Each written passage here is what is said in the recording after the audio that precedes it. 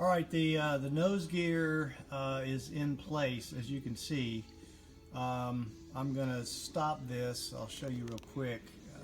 From this standpoint, it does go up and down.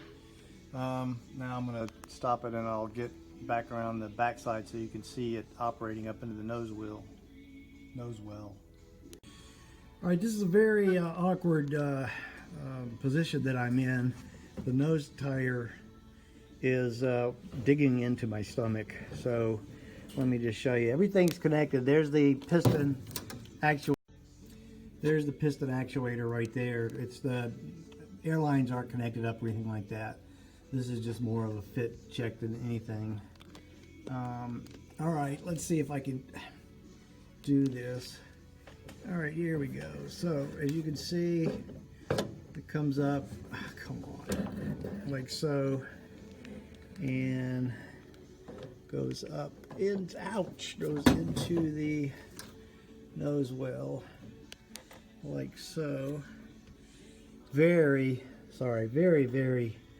tight fit across the board, but that's the way it's supposed to work.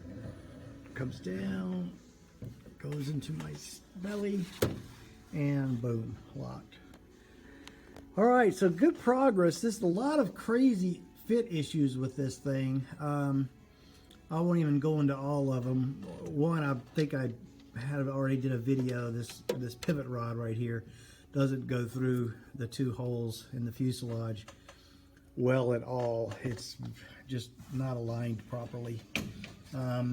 Everything from that to all the other normal fit of these parts and things. Okay, now let me see if I can get around over here, and I'll show you one other crazy issue. Okay, hang on. You just gotta hang with me, guys. I'll get the light. There we go. Everything to like this nose. Look at this, the cap, the valve stem cap. Look at how close that is. Well, it wouldn't fit at first. So basically, once I got things properly oriented, it still wouldn't fit. It just barely hit. So I wound up having to grind off the top of the cap. It was round, and so I just flattened it off, and now it just barely fits through there. So all kind of crazy stuff like that, but it works, and I'm making good progress. More to come.